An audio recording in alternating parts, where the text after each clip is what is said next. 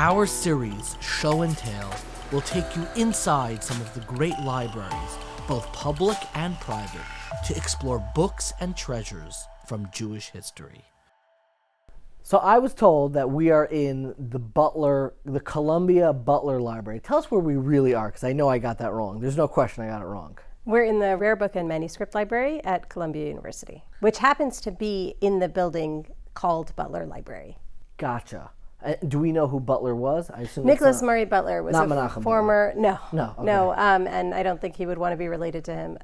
Nicholas Murray Butler was a former president of Columbia, known for all sorts of things, including that he was not a big fan of Jews, although he did hire Sala Baron, who was an amazing... who we love, one of the great historians. Are very, very happy to have. So Columbia has an incredible Judaica collection. It does indeed. Very rare. How did it get all this stuff? So Columbia's collection began with Columbia University. The founder of Columbia University was Samuel Johnson, who was a Christian Hebraist. He was interested in the study of Hebrew. And he was collecting Hebrew books. He actually taught Hebrew at Columbia in 1754 when the university was established. And Hebrew continued to be taught as a classical language here through the 18th century. The founder of Columbia, Samuel Johnson, spoke and wrote Hebrew? Correct. And taught Hebrew. And taught Hebrew as a so language. Fascinating. Yeah, in fact, we have a grammar book handwritten by students of Johann Kunze, who was a professor of Hebrew in the 1790s, who taught here at Columbia. So it was important to him to start it to have Hebraic Judaica works. Why was that important to him? So this was very much a thing with the founding fathers. A number of the founding fathers actually spoke and studied Hebrew. And so Hebrew was considered the language of the Old Testament. If you're going to truly study the Old Testament, you'll study it in its original language. And actually what we have here is the Kennicott Bible. This is a critical edition of the Bible printed by Benjamin Kennicott in 1776 to 8. And he collected manuscripts from around the world, including from one Jew in New York named Samson Simpson.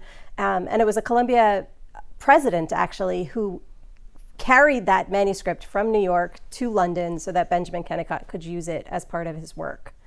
The Kennicott Bible was a subscription Bible, so if you wanted to, sort of like a Kickstarter, if you wanted to buy it, you sent them money in advance, and there are these subscription lists at the original Substack.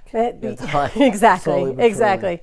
So if you look at the beginning, the subscriber list in the Kennicott Bible, you have King's College Cambridge, King's College Aberdeen, and King's College New York, which is what became Columbia University. And in fact, King's College is the only colonial subscriber to of the institutions, all of which taught Hebrew. Harvard taught Hebrew. The earliest printer of Hebrew with movable type, Judah Monis, was a professor of Hebrew at Harvard. And Yale, they taught Hebrew, but Columbia was the only actual subscriber to this monumental sort of critical edition of the Bible in the 18th century. So part of the founding of Columbia was an emphasis on Judaica, Hebraic works, and... I would caution to say Hebraic works rather than Judaica. Why is that wrong? So this is an interest in Hebrew as the language that Jesus spoke, as the language that was used in the Old Testament, in other words, the precursor to the New Testament, which is different than how you or I would call the Hebrew Bible. So it was part of Christian studies to study Hebrew. And that was the interest in the 18th century. Gotcha. I will say, though, that there was a Jewish trustee of Columbia, Gershom Satius, in the late 18th century as well, partially because it was New York. There were Jews in New York, but there were all sorts of other reasons. So there was Judaica, in other words, books about Jews, at Columbia, beginning fairly early as well. So what's this? What do we have here? So here we have sort of the next big piece of the story of Columbia's Judaica collection. Giuseppe Almanzi, who we see here, the signature of Baruch Almanzi, who was the father of Giuseppe or Joseph Almanzi, was a collector of books in Padua, a friend of Shmuel David Luzzatto. He knew Steinschneider, a number of other famous book people.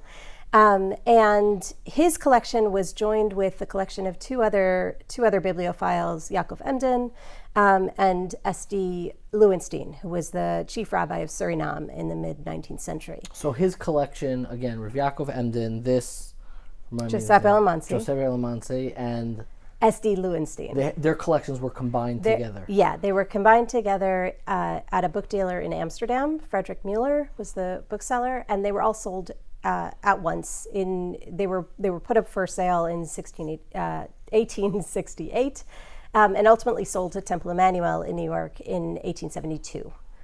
Temple Emanuel had very close connections with Columbia. In 1890, they established the position of a professor of rabbinical literature at Columbia University, partially because they wanted their rabbis to be trained more thoroughly in Judaic texts.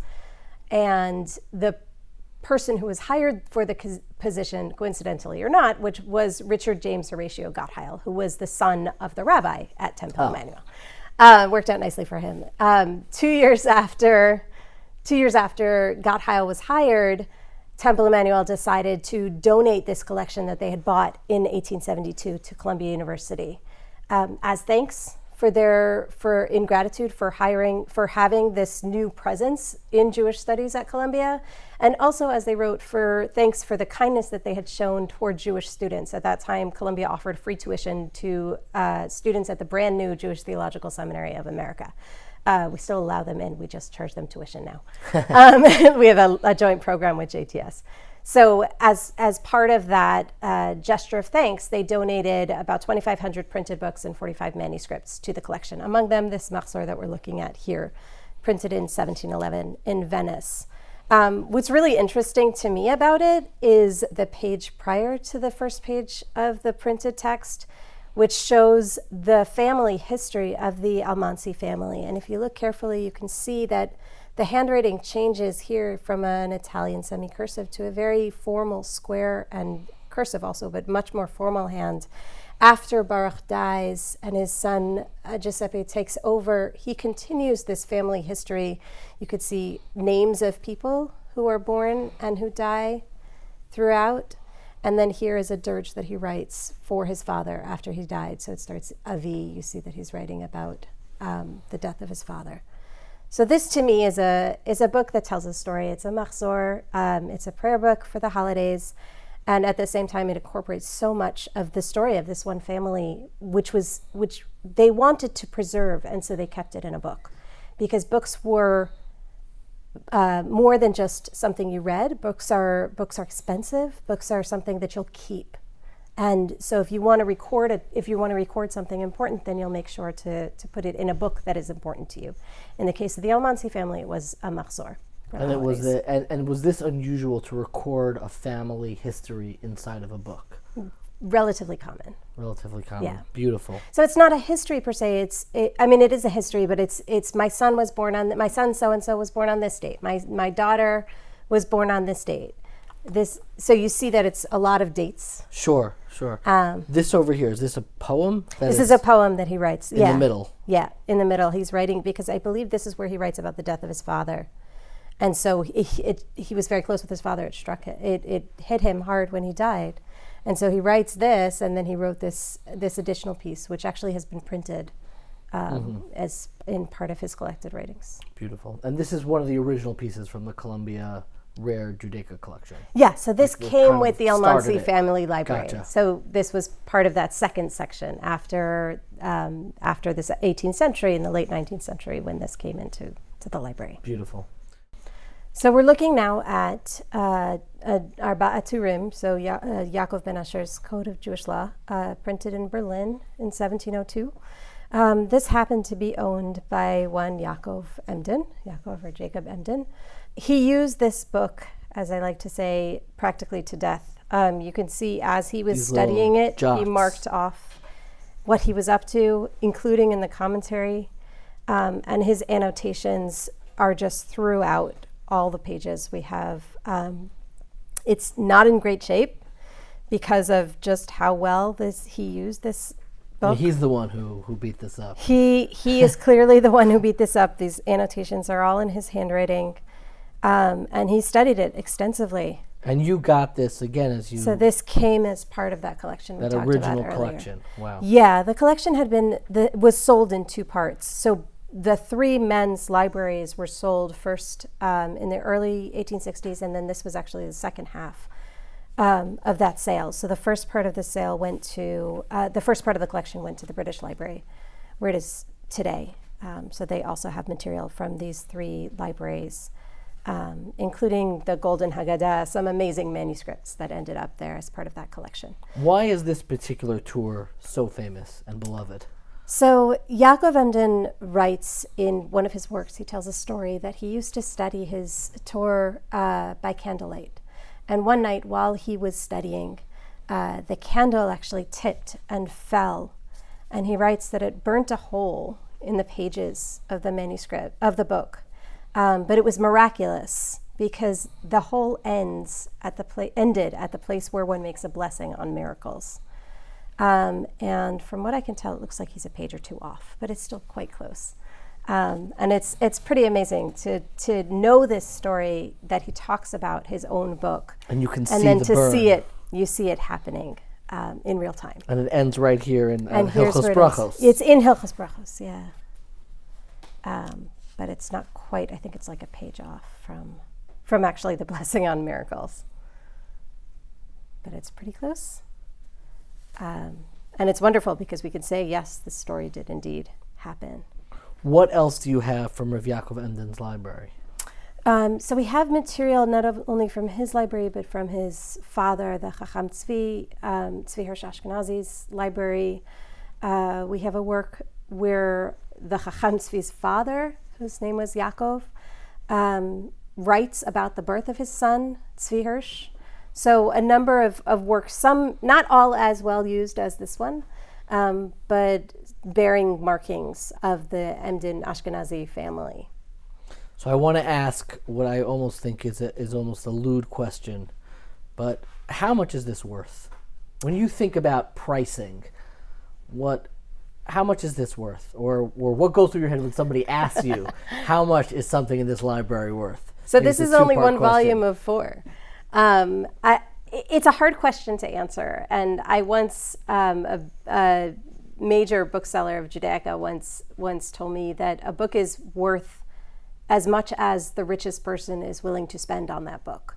So it really depends on the market. In the last 5 years or so, for instance, there have been significant collectors that have been really interested, for example, in collecting Judaica Americana books or manuscripts relating to Jews in America. And so the market for that material has jumped very high.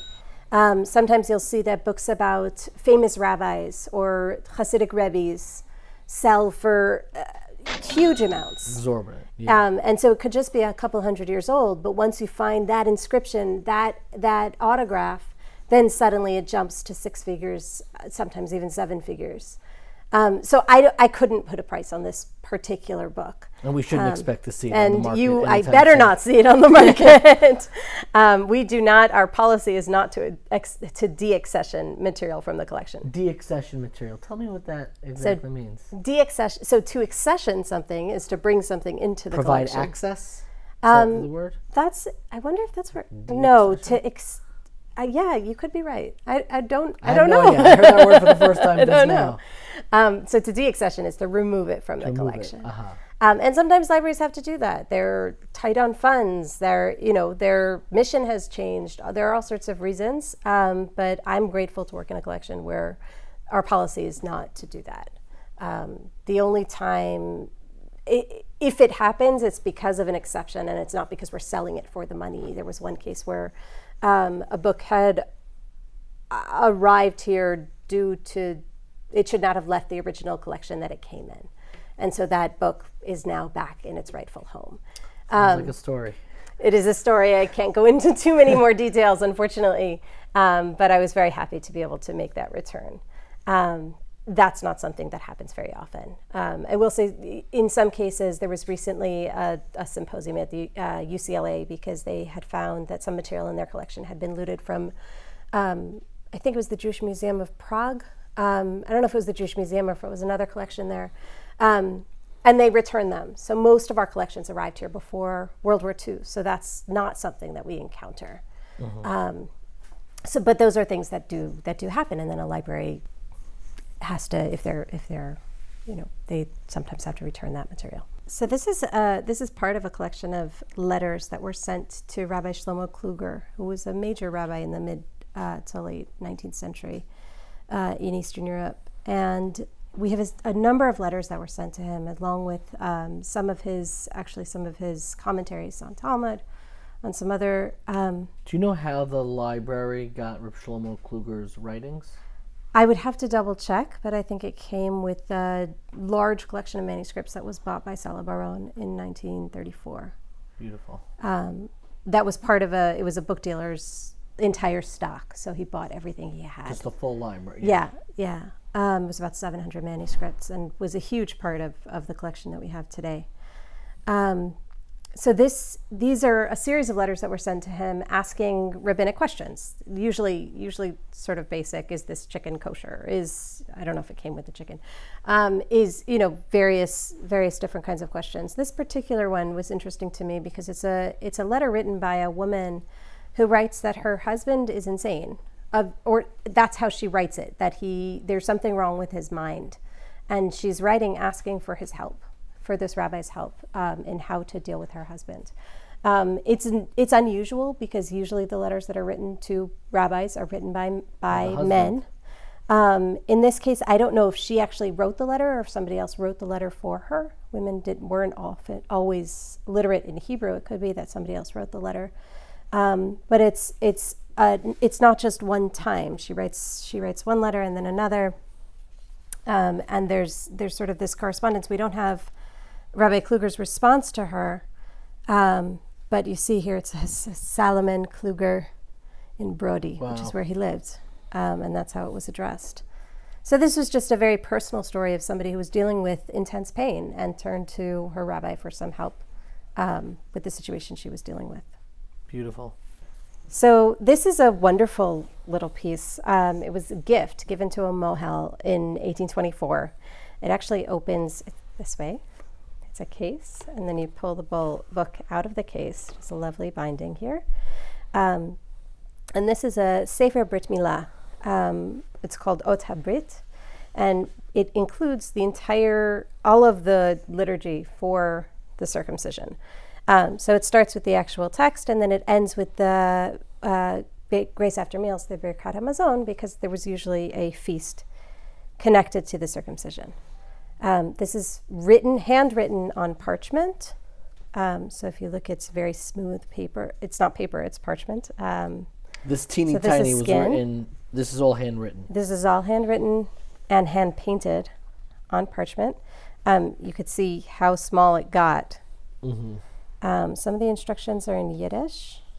I'm just noticing these little dots on top that say University Library. Yes, they make me very sad. We don't do this anymore. Oh, they used to do that. They did it so that, it was Columbia University Library. Gotcha. They would stamp all their books so that if it was stolen, they would know there would be a mark, and you can't remove that Correct. without showing a clear removal. So it was to protect against theft. But again, this is something we don't do anymore because we don't like to poke holes in our books. This is just a beautiful piece. So here you have a unicorn and a lion. There's a page with a few pages like this, these openings. Here's the circumcision itself. And you see the man sitting holding the boy, the moel's sort of coming in. I should point out that the torches are because it was before electricity, not because there's like a mob going to burn anybody. Get the baby. Yeah. And then when there's a wonderful illustration of a bunch of men, presumably in study. And then it turns to the grace after meals. So here's Jerusalem as it would have been imagined in early 19th century Prague for people who didn't actually see Jerusalem. And then at the very end, after the prayers are done, there's a micrographic image showing Solomon and his other books. So you see Kohelet, Shir HaShirim, which is actually what the text is, and Mishlei. And all of the text that makes up the image is actually the text of Shir Shirim, of Song of Songs. So I'm fascinated by this because I remember in the mid-90s, this was the rage in all of my parents' generation's living rooms. Yes. They would have the teeny tiny print. I thought that started in the 1990s. No, so it actually started in the 12th or 13th century. Scribes, Hebrew scribes, and it's unique to... It's consistently unique to Jewish texts. It does appear in other texts, but it seems to have originated with Jewish texts. Creating images from words. So the earliest ones are actually of the Masorah. So scribes who were writing the Torah actually included, there were two portions of the Masorah. The Masorah is a sort of commentary on the letters, on the cantillation of the Torah, of the Bible. And there's a big one and a small one, essentially, and the small one's in the center in between two columns usually, and the larger one is usually above and below the text in smaller lettering. And some scribes would get quite creative in how they would write those words, since they were writing really small words anyway.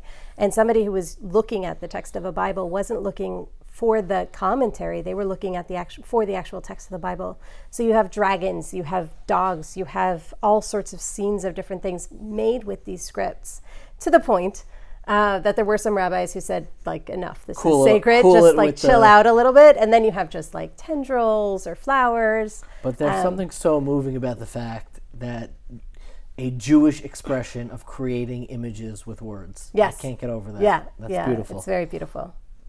What's the goal of the Columbia Library? What are you looking to preserve? What are the stories that you're looking to tell in what you oversee at the Columbia Judaica collection? So I sort of am inspired by Salah Baron, who built some of this collection. We didn't talk so much about Salah Baron's involvement, but he was very involved in building the library throughout the 20th century. And his interest was in social history, so in history of communities, in histories of people, in studying how people, the average person, lived, worked, went through life. And so when I'm acquiring materials for the collection, I look for items that sort of go along that path. What is something that can tell me about how somebody lived, particularly if it's something that I don't think is well represented. So I'll buy a manuscript chinas in Yiddish written for a particular woman. So this woman commissioned a scribe to write this book for her. We have strengths, particular geographic strengths. So I'll buy particularly Amsterdam, partially because of the collection I talked about earlier that came from Amsterdam. But also the area of the Canton Venison, which was the south of France, the Papal States, where the popes protected the Jews there. And so even after the Jews were expelled from France in 1390, the Jews in this particular area were able to stay. And we have Pinkasei Kehila, so we have their record books of the community in the collection, which talk about all sorts of things, but among which are, you've got to stop spending so much money on weddings because people just can't afford it. Which sounds perhaps familiar to some people today. Or you can't spend so much money on jewelry or stop wearing jewelry outside because our neighbors are going to get upset and it will harm the entire community. So that was something that impacted the day-to-day lives, how people lived their lives as Jews, wherever they were. We have a significant collection of material relating to various communities in Italy, in Mantua, in Padua. And then I have a particular interest in books, so as I hope I've been saying, books that tell stories.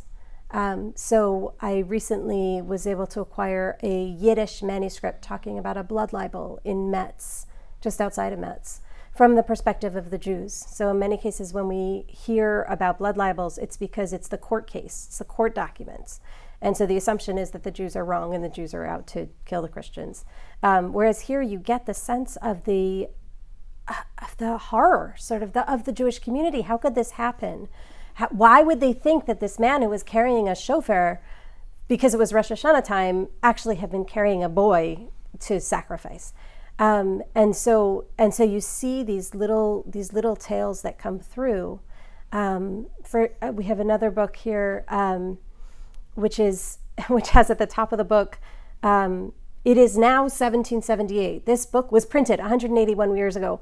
So you have this little snippet of information from a previous owner who's so excited to see a book from so long ago. You know, in the way that we look at a book from 500 years ago, but he's looking at a book from 200 years ago and is having that same feeling, which I think also is something that we very much can relate to.